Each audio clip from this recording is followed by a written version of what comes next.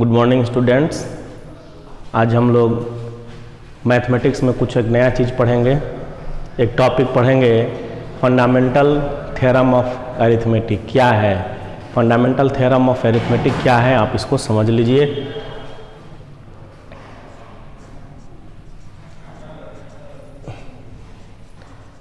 Fundamental theorem of arithmetic.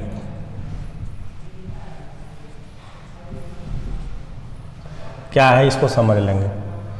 Fundamental theorem of arithmetic क्या कहता है, इसको आइए देखा जाए कि फंडामेंटल थ्योरम ऑफ अरिथमेटिक क्या है। इसमें आप लेट कर लो कि let A is a composite number। A कोई कंपोजिट नंबर है। कंपोजिट नंबर किसको कहेंगे? कंपोजिट नंबर आपका स्टार्ट होता है 4 से। 1 नेचुरल नंबर है, ठीक है, वो कंपोजिट नंबर नहीं है। 2 प्राइम नंबर है, इवन प्राइम नंबर। और 3 आपका 3 प्राइम नंबर भी है और वो ऑड है। 4 कंपोजिट है। 4 इसलिए कंपोजिट है क्योंकि 4 का 1 और 4 के अलावा एक और उसका प्राइम फैक्टर होता है और वह है 2। लेट कर लिया A is a composite number. अब A का प्राइम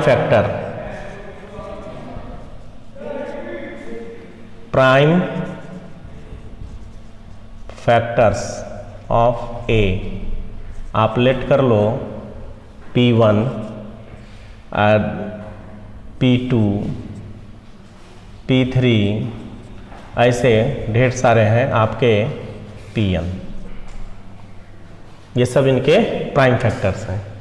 देन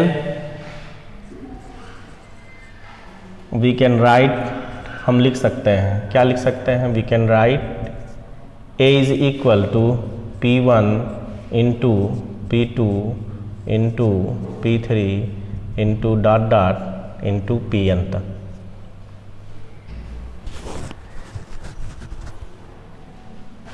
इनके in terms of prime factorisation, इसको कहते हैं प्राइम फैक्टराइजेशन। जैसे इस पर एक एग्जाम्पल आप ले लो, एक एग्जाम्पल ले लें तब आप समझेंगे। फॉर एग्जाम्पल आप लेट कर लो 12 है। 12 एक कंपोजिट नंबर है। 12 का प्राइम फैक्टर क्या क्या हो जाएंगे? तो 12 के प्राइम फैक्टर आपके हो गए 2 इंटू 2 इंटू 3। ये इनके प्राइम फैक्टर्स हैं।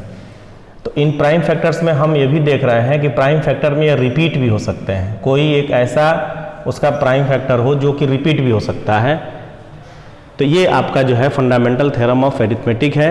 फंडामेंटल थ्योरम ऑफ अरिथमेटिक ये कहता है, what is the fundamental theorem of arithmetic क्या है? The fundamental theorem of arithmetic आपका ये कहता है कि एनी कंपोजिट नंबर, कोई भी कंपोजिट नंबर को हम उनके प्रोडक्ट ऑफ प्राइम नंबर्स में लिख सकते हैं। ओके जैसे इसमें मैंने ये लेट कर लिया कि A is a composite number और उसके प्राइम फैक्टर्स कौन है? n प्राइम फैक्टर्स हैं। लेट कर लो P1 है, P2 है, P3 है। अगर मान लो कि 2 ही इसके प्राइम फैक्टर्स होते, अगर 2 ही प्राइम फैक्टर होते तो A इक्वल टू हम इसको लिख सकते थे P1 इंटू P2, जहाँ यह P2 ग्रेटर देन और मे बी इक्वल P1, मतलब ये दोनों इक्वल भी हो सकते हैं या एक दूसरे से बड़ा हो सकता है। जैसे मान लो इसमें दोनों इक्वल आ गए, जैसे 12 का प्राइम फैक्टर किया तो 2 इंटू 2 इंटू 3 आ रहा है, तो 2 ऐसे प्राइम है कि दोनों सेम भी हैं। वो इस चीज़ को शो कर रहा है कि P1 may be equal to P2। इसमें मैंने n लिया इसलिए क्योंकि ये एक फार्मूला हो गया, ये एक थ्योरम है। जैसे मान लीजिए कोई बड़े नंबर हम लें, कोई बड़ा हम कंपोजिट नंबर लेंगे, तो जब हम कोई बड़ा कंपोजिट नंबर लेंगे तो उसके ढेर सारे प्राइम फैक्टर्स होंगे। तो वही मैंने यहाँ लेट कर लिया P1 P2 P3 dot dot so on up to Pn, n prime factors हैं इसके। तब मैं इसको लिख सकता हूँ A इज इक्वल टू इन सब का products P1 P2 P3 dot dot up to Pn। एक एग्जाम्पल लिए हैं 12 इक्वल टू 2 इंटू 2 इंटू 3। ऐसे ही आपका एक और एग्जाम्पल आप ले सकते हो, जैसे आप मान लो कि आप 55 हम लिख रहे हैं 55, तो 55 को क्या लिख सकते हैं 5 इंटू 11।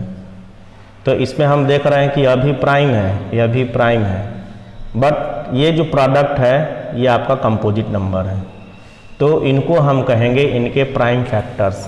क्या कहेंगे? Prime factors. आया समझ में? ओके, ठीक है।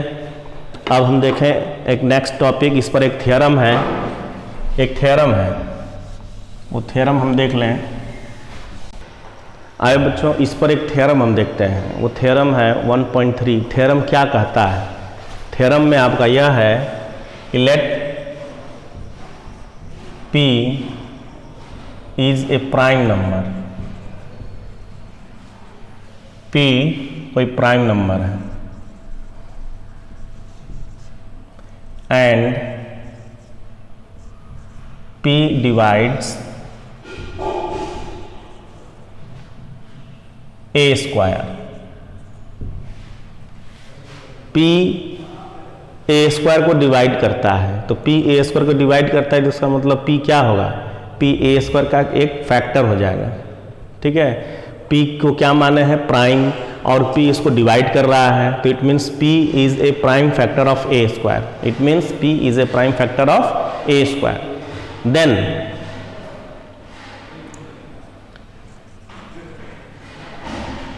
इफ a इक्वल टू, अब a को अगर ऐसा नहीं होगा, then P will divide a also। अगर P a स्क्वायर को डिवाइड करता है, if P divides a square and P is a prime number, then P will also divide a। Let, आप यहाँ लेट कर लीजिए, late a may be written as P1 into P2 into P3 into dot dot into Pn। It means P1, P2, P3 and Pn are the prime factors of a।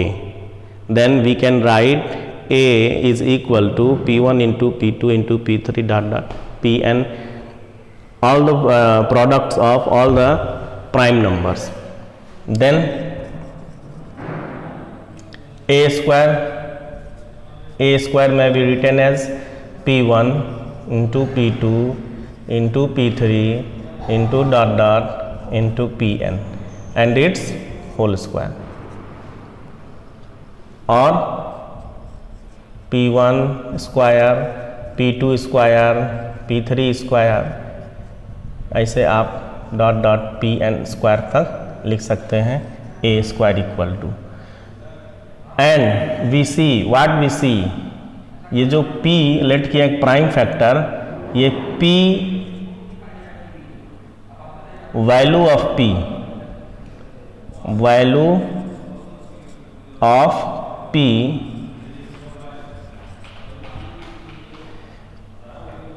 will be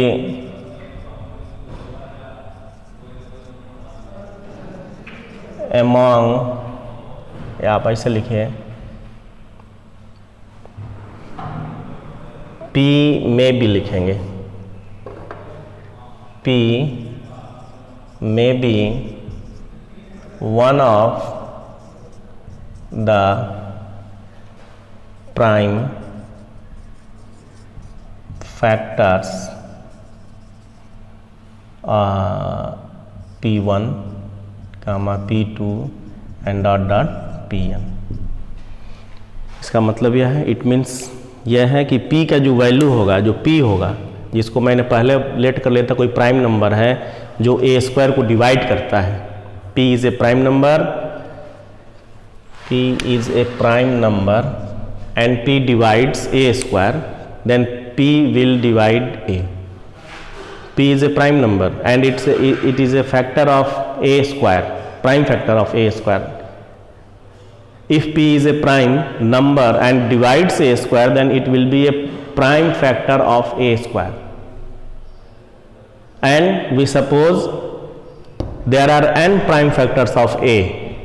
यहाँ मैंने लिख दिया let a equal to p1 p2 p3 dot dot pn. Then what will be a square? A square will equal to product of this whole square. Okay, or a square will equal to p1 square into p2 square into p3 square into up to pn square. And we see what we see, the value of p जो मैं late कर लिया हूँ p एक prime number है, वो इन factors में से कोई एक हो सकता है, may be one of the prime factors this. जो p1 से pn तक मैं लेट किया हूँ इसमें से कोई भी एक आपका यह p हो सकता है, मे बी. अब इसको विद एक एग्जांपल हम समझाने जा रहे हैं. एक एग्जांपल हम बता देते हैं तब ये समझ में आएगा. आइए इस पर के एग्जांपल देख लें. अब एग्जांपल आप ले लो, लेट कर लो.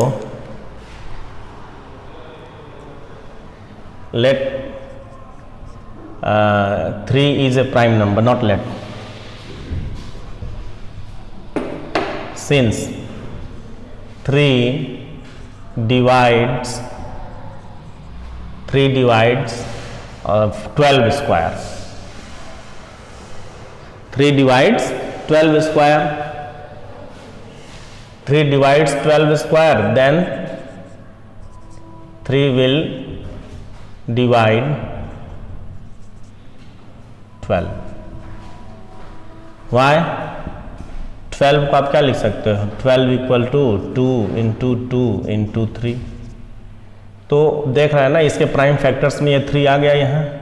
3 डिवाइड्स 12 स्क्वायर. अब ये ट्रू है भी कि नहीं ये भी देख लो. तो 12 स्क्वायर को आप लिखो 12 into 12, therefore 12 square upon 3 is equal to 12 into 12 upon 3. 3 1 जा 3, 4 जा 12 इक्वल टू 48. तो इसका मतलब मेरा थ्योरम जो है वो सही है. थ्योरम आपका यह है, वो ट्रू थ्योरम है, जिसमें मैंने लेट किया था कि p एक प्राइम नंबर है, p is a prime number, and if p divides a square then p will also divide a. ठीक उसी तरह से इसमें मैंने देख लिया, एक एग्जांपल में समझा दिया हूँ. 3 divides 12 square means 3 is a factor of 12 square. 3 is a prime number, so 3 is a prime factor of 12 square. Then we express 12 as the product of prime factors, and we can write 12 equal to 2 into 2 into 3. And you see what you see, आप देखते हो, क्या देखते हो कि इनके prime factors में, in the prime factors of 12, 3 is a prime number. 3 is prime number. Okay, आ गया वो समझ में. अब मैं इस पर एक्सरसाइज स्टार्ट करूँगा. एक्सरसाइज एक क्वेश्चन हम बता दें. अब बच्चे, अब इसी पर बेस्ड क्वेश्चन हम बताने जाएं तो एक्सरसाइज 1.3 आपका है. Exercise 1.3 question number 1. Prove that, ये आपको प्रूव करना है, prove that √5 is an irrational.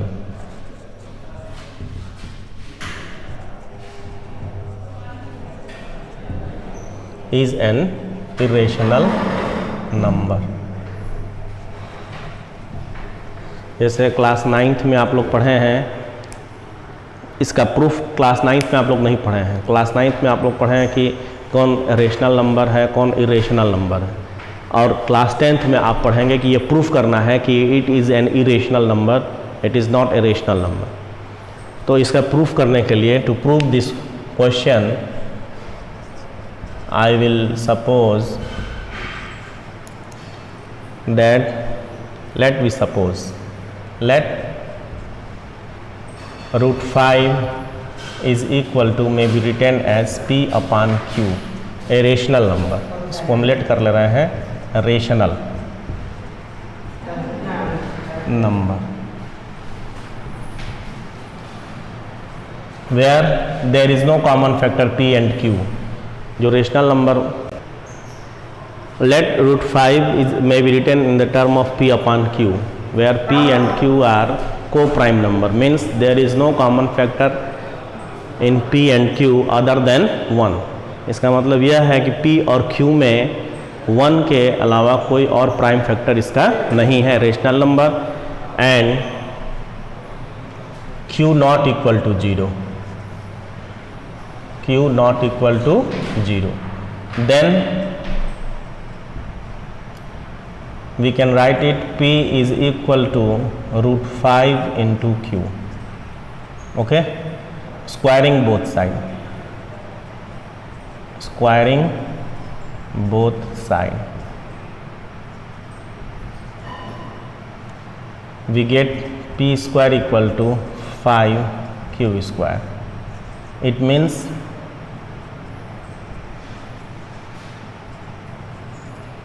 five is a factor of P square. 5 is a factor of P square. आप और 5 divides P square. Then 5 will divide P also by, अभी इसके just पहले जो थ्योरम में बताए थे, थ्योरम 1.3. 5 प्राइम नंबर है, 5 is a prime number and 5 divides P square. Then इसके पहले जस्ट पहले जो थ्योरम आप पढ़े थे, उस theorem according to this theorem P will also divide 5 will also divide P. Now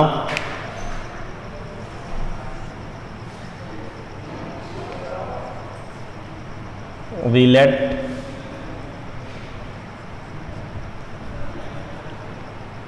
P is equal to 5R from first.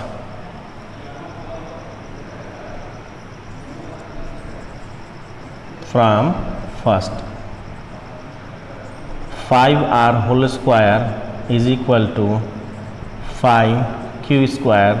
It means 25R square equal to 5Q square, or 5R square is equal to Q square. इसको आप second कर लो, means 5 is a factor of Q square, और आप लिख सकते हो 5 divides Q square. Then 5 will also divide Q. Since आओ इसको प्रूफ फिर से एक बार देख लेते हैं. क्वेश्चन आपका है prove that root 5 is an irrational. तो we suppose that root 5 is not irrational, it is a rational number. हम ये मान ले रहे हैं कि root 5 irrational number है, और जब irrational number है तो आप इसको in the form of P upon Q में लिख सकते हैं, where base Q is not equal to 0. Then we get P equal to root 5 into Q, squaring both side, P square equal to 5Q square. It means 5 is a factor of P square, or you may say that 5 is a prime factor of P square, or 5 divides P square.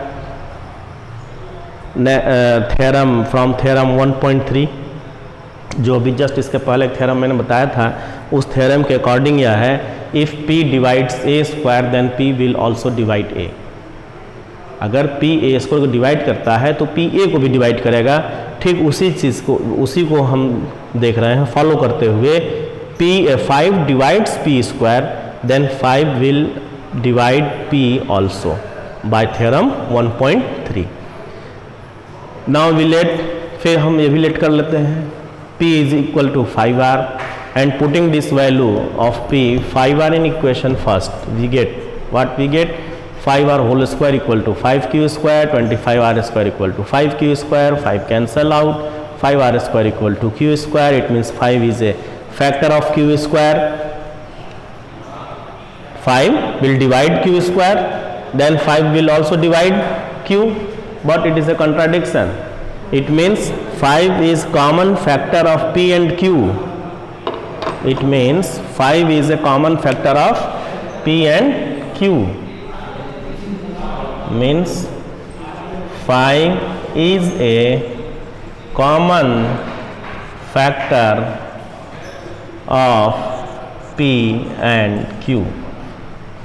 p और q दोनों में 5 क्या है? Common factor है, जो कि contradiction है, which is a contradiction. Hence √5 is not a rational number. It means √5 is an irrational number. उस चीज़ को मैं यहाँ बोर्ड पर नहीं लिख रहा हूँ, उसको मैंने इन वर्ड बोल दिया. ये प्रूफ करना था, हमको दिखाना था कि 5 दोनों में कॉमन फैक्टर नहीं होना है. तो दोनों में कॉमन फैक्टर नहीं है. जब कॉमन फैक्टर नहीं है तो क्या हो गया? इरेशनल नंबर हो गया. Prove that √2 is an irrational, √3 is an irrational. ये आपके टेक्स्ट बुक में एग्जाम्पल्स में दिया है, आप उसे समझ लेंगे. नहीं समझ में आता है, कोई दिक्कत है तो कमेंट बॉक्स में आप लोग क्वेश्चन करेंगे और फिर मैं उस चीज़ को समझाऊंगा. Thank you.